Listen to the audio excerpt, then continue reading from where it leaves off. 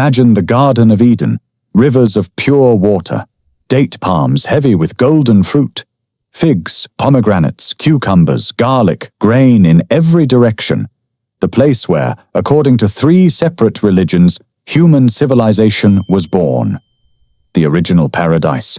Now imagine the smell, because this garden exists. It actually exists. Archaeologists found it. It sits in southern Iraq, on a flat, airless floodplain where summer temperatures hit 50 degrees Celsius, where flies are not an inconvenience, but a permanent atmospheric condition, and where the water table sits 2 feet below the floor of your house. And the reason this city, Eridu, southern Mesopotamia, the oldest city in the world, managed to exist here at all, was not the temples, not the wheat fields. It was a clay pipe buried in the ground that people used as a toilet. Paradise was built on top of a sewer. If you suspect the version of history you were taught left out a few details, subscribe, because we are about to spend 20 minutes in 4000 BC, and you will never look at the word paradise the same way again. Spoiler, it did not smell like a garden. It is 4000 BC. A man steps out of his mud brick house before dawn, walks 6 meters to that clay pipe set into the ground, and uses it. That pipe is the reason this city exists. Because Eridu, the place that Genesis, the Quran, and Sumerian tradition will all look back at and call paradise, should not be here. It sits on a flat floodplain where everything rots, where the water table floods the street every spring without asking permission, where if you pack several thousand people together without solving the question of where their waste goes, everyone dies. They solved it. Barely. Imperfectly. With clay pipes, optimism, and a complete absence of germ theory. And from that solution, from that one clay pipe in the ground, came writing. Cities, law, beer, the wheel, the first empire in human history. Everything that 3 separate religions would later look back at and decide must have been paradise. Paradise was not discovered. It was built. On top of a sewage system. Back to our man. He is done with the pipe. He goes inside. No face wash. No teeth. There is a jar of water in the corner, but that water cost labor to fetch. And labor is survival, and you do not spend survival on your face. This is not laziness. This is arithmetic. His sleeping area. 1 reed mat, shared with his wife, his 2 surviving children, a mother-in-law who has been unwell for 3 weeks, and, depending on the season, a goat. The goat is not optional. The goat produces milk. The goat is, by any objective measure, more valuable than several of his neighbors. The floor is hard-packed earth, swept every day for 30 years, which means it is dusty in summer and muddy in winter, and never at any point in human history actually clean. He eats breakfast. Bread and beer. Not a special occasion. Every morning. Same as yesterday, same as tomorrow, same as his father and his father's father, going back to whenever exactly human beings decided that fermented grain porridge was an acceptable way to start the day.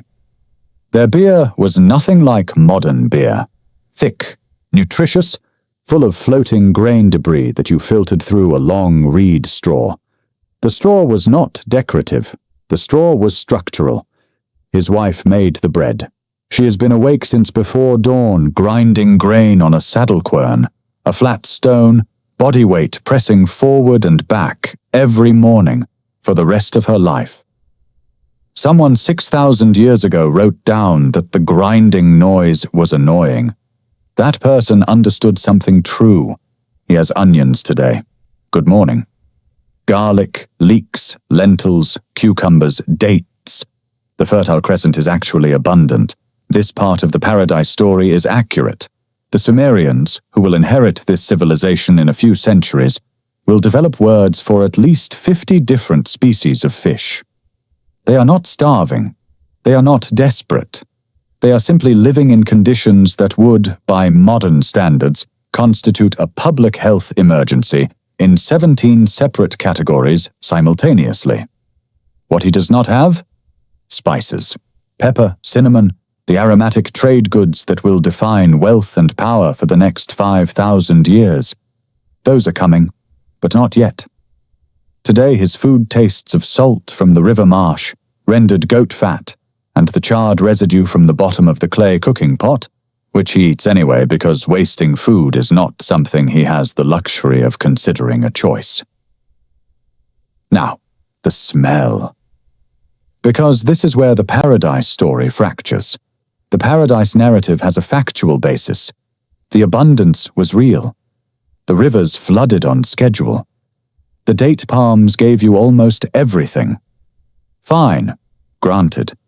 But a settlement of several thousand people, packed into mud brick houses with their animals, in a climate that spends 4 months a year above 40 degrees Celsius, with a water table 18 inches below street level, no municipal waste collection, no concept of germ theory, and no reason to connect the pile of rotting organic matter behind the house to the child who died of fever last month, smelled.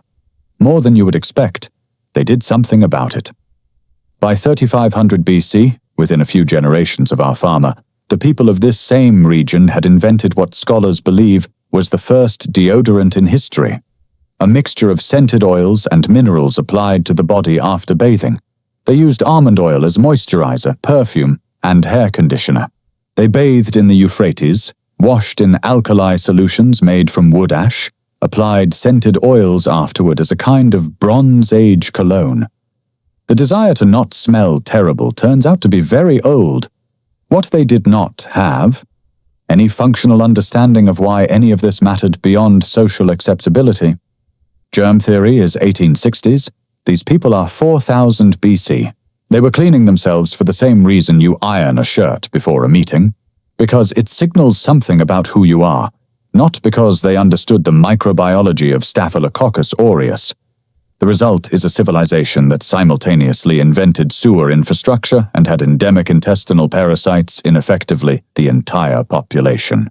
Roundworm, whipworm, the full catalogue of organisms that flourish wherever large numbers of humans and animals share confined space without fully solved waste separation. We know this because archaeologists found them preserved in the soil layers of these settlements.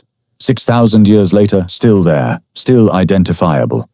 Paradise, with parasites, because paradise is what you build, not what you find. The toothworm was real. I mean, there was no actual worm, but everyone in 4000 BC believed there was one. Their physicians believed it. Their priests believed it. The medical establishment of ancient Mesopotamia believed, with complete institutional sincerity, that tooth decay was caused by a small worm living inside the tooth, eating through it from the inside out. The oldest known dental text in history is a Sumerian cuneiform tablet. It describes the worm's origin story. Created by the gods, offered food by the gods, refusing all food except human blood from human teeth. There is a mythology around this worm. The worm has character development, and then the text pivots to the treatment. Recite this incantation, press henbane resin into the cavity, call upon the gods to destroy the worm.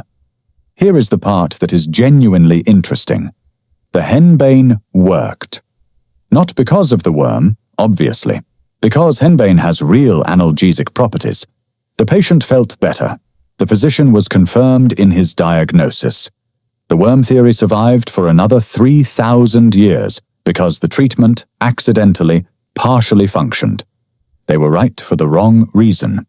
That is the complete history of ancient medicine in one sentence. Write it down. If that detail surprises you, and it should, that is exactly the kind of story this channel exists to tell. A like helps more people find it. And here is something I genuinely want to know. If a physician told you your toothache was caused by a worm, and then gave you something that actually worked, would you have questioned the diagnosis? Or would you have just been grateful the pain stopped?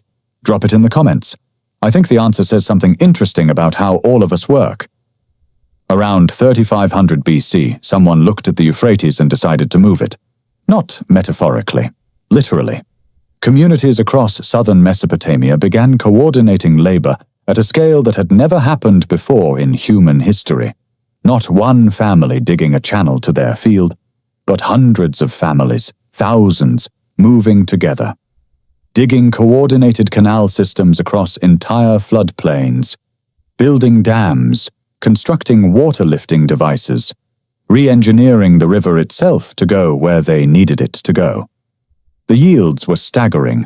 A properly irrigated hectare of Mesopotamian floodplain in this period produced roughly 2,000 litres of barley per year. A medieval European wheat farmer, 4,000 years later, with all the accumulated agricultural knowledge of the intervening millennia, got maybe 500 to 800 litres from the same area in a good year. This is not a marginal advantage. This is the difference between survival and surplus. And surplus changes everything. When you produce more food than you need, some people stop farming, some make pottery full-time, some build temples, some keep records. And the moment you have people keeping records, someone invents writing. The first cuneiform tablets from Uruk, around 3400 BC, the oldest writing in human history, are receipts. The entire expressive capacity of written language available to human beings for the first time in history, poems, prayers, love letters, anything, and the first thing anyone wrote was 14 jars of barley, delivered Tuesday. Paradise had administrators. Of course it did. All of that surplus, all of that coordination, and someone still had to grind the grain. The woman grinding grain. She was awake before him, and she will still be working after he sleeps. The caloric requirements of running a Ubaid household, cooking, grinding, water carrying, child tending, food storage, cloth production, tool repair, add up to something with no off switch and no weekend. 40 litres of water per day for a family of 5, just for drinking and cooking. That is 40 kilograms fetched from the river in clay jars every day without a break for illness or grief. And grief came regularly, because somewhere between 30 and 40% of children born in 4000 BC did not survive to adulthood. 30 to 40%. Not from war, from fever, from infection, from intestinal parasites, from things a modern physician would eliminate with a prescription and 2 days. Background mortality, expected, grieved. The burial sites show care, objects chosen deliberately for the journey, but expected. Archaeologists found the evidence of her work in her bones. Skeletal remains from this period show specific wear patterns on the knees, toes, and lower vertebrae. The exact damage signature of someone who spent decades kneeling over a grinding stone, pressing body weight into grain. That damage is what bread cost before mills existed. It cost the joints of the women who made it. We do not know her name. We know the shape of her spine. And here is the thing about paradise that the myth always gets backwards. It was not given. It was not found. It was not a garden waiting to be discovered. It was built, canal by canal, brick by brick, grinding stone by grinding stone, by people whose names did not make it into the administrative records. The tablets survived. The accountants survived, in a manner of speaking. The woman who made the bread that fed the accountant, we know her by her damage. That is not a flaw in the paradise. That is the paradise, built on the labor of people the archive forgot to name. The clay pipes of Nippur. The Mesopotamians introduced clay sewer pipes around 4000 BC. The earliest examples at the Temple of Bel at Nippur and at Eshnunna. Fired clay segments, laid end to end, sloped so gravity carried the waste away from the building. Not Roman aqueducts, not the Indus Valley grid sewers at Mohenjo-Daro, which were genuinely ahead of everything else in the ancient world by about 1,000 years. But pipes, intentional, built, the decision that water, after use, should go somewhere specific. Someone in Nippur looked at the problem of where contaminated water goes after you use it, and built a pipe, fired the clay, laid the segments, sloped them correctly. That person's name is gone. The pipe is still there. By 3200 BC at Uruk, The concept had evolved into the first brick-constructed latrines, enclosed spaces, separate rooms, dedicated to waste, with drainage below. The idea that a toilet should be a room, separate from the space where you eat, separate from the space where you sleep. This seems obvious. It was not obvious. It was an invention. Someone had to think of it first. They did not know about fecal-oral transmission. They did not know about E. coli or Giardia or any of the organisms that make the distance between your latrine and your kitchen table a matter of survival. They just knew that putting the toilet far from the food made people less sick. The mechanism was invisible. The effect was 6,000 years of civilization built on top of it.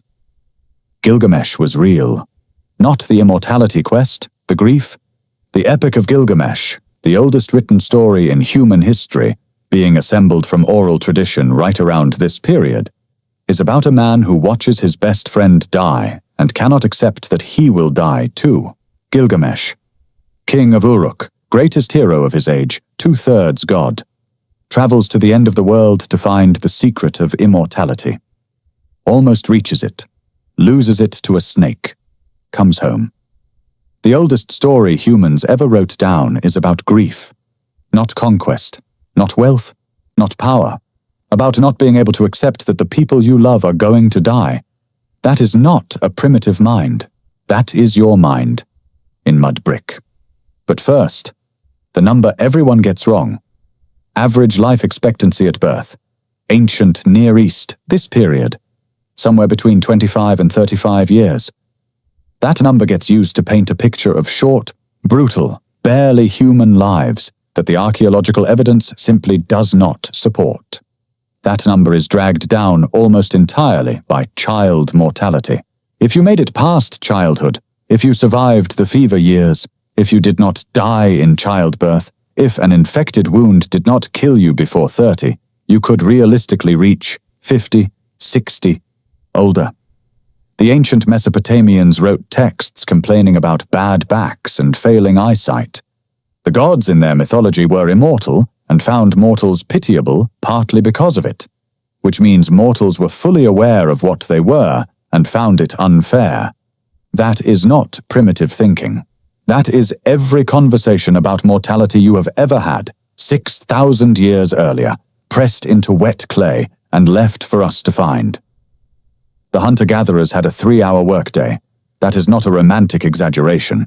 Studies of modern hunter-gatherer populations confirm it consistently. 3 to 5 hours of work per day to meet basic nutritional needs. Then done. Time for whatever else. Fire, stories, sleep, children, nothing in particular. The agricultural revolution, the thing that turned the Fertile Crescent into the cradle of civilization, took that away. The Ubaid farmer works from before dawn until after dark. 7 days a week, every week of the year. No Sabbath, no vacation, no retirement. He eats more calories than his hunter-gatherer ancestor, but from a narrower range of sources, mostly grain, which means the moment the harvest fails, he starves in a way his ancestor never quite did. Because a hunter-gatherer's food supply fails partially, a farmer's fails completely. The ancient Mesopotamian texts describe famine without euphemism. People selling their children, people eating clay, the same soil that produced 2,000 liters of barley per hectare in a good year produced nothing in a bad one. And the bad years came. So why did anyone make this trade? Because surplus creates things that abundance alone cannot. Cities, writing, division of labor, the infrastructure to solve, collectively, problems that no individual could solve alone. The clay pipe at Nippur, the latrine at Uruk, the canal system that turned the floodplain into something that could feed 50,000 people simultaneously. You gave up the 3-hour workday and got civilization. Whether that was worth it is, I think, still under debate. The decision to stay in one place and farm, to trade the mobility of the hunter-gatherer life for the permanence of the city, is the real expulsion from Eden. Not disobedience. Not a serpent. Just the rational choice that turned out to have consequences no one fully modeled in advance. It gave you cities and beer and the Epic of Gilgamesh and sewer pipes and everything that followed. It also gave you taxes. Some people hear that trade and think it was worth it. Others hear it and think humanity made a catastrophic mistake it has never recovered from. There is no obviously right answer. What do you think? Comments are open, and this one tends to split people pretty hard. Eridu was abandoned around 2000 BC. After 4,000 years of continuous occupation, the soil around it had become salt-logged from millennia of irrigation, mineral deposits accumulating with each flood cycle until the ground stopped producing. The paradise poisoned itself slowly through the accumulated side effects of its own success. The people did not disappear. They moved. Ur, Uruk, Babylon, Nineveh. The template they had built from mud bricks and clay pipes and irrigated surplus became the foundation for everything that followed. Our legal codes descend from Hammurabi, who descended from earlier Sumerian legal traditions, which descended from the administrative systems invented to manage the grain surplus of the Ubad floodplain. The toilet at the Temple of Bel at Nippur is the direct ancestor of the one in your bathroom. The beer recipe on a clay tablet from 3000 BC is more legible to a modern brewer than any medieval European recipe. The grief in the Epic of Gilgamesh reads exactly like grief reads today. We did not leave paradise. We built it into something else. Something with bureaucracy and taxes and toothworm incantations and 40-kilogram water jars and grain receipts pressed into wet clay, and women whose names are gone, but whose spines remembered everything. From that mud, improbably, we built everything that came after. And the thing is, we are still building it. Every sewer system under every city, every hospital that treats the infections our farmer could not name, every legal code descended from those first clay tablets, every story about grief. All of it is the same project, still unfinished, still imperfect, still run by people who are right for the wrong reasons half the time, and wrong for the right reasons the other half. Paradise was never a place, it was always a direction, which is either the most inspiring sentence in human history or a long-term warning about irrigation. Probably both. Next time, ancient Babylon. The actual smell. The actual scale. The part of Mesopotamian civilization that makes Eridu look like a rough draft. If you have made it this far, you already know this is your kind of channel. The next story is already waiting. You are not prepared.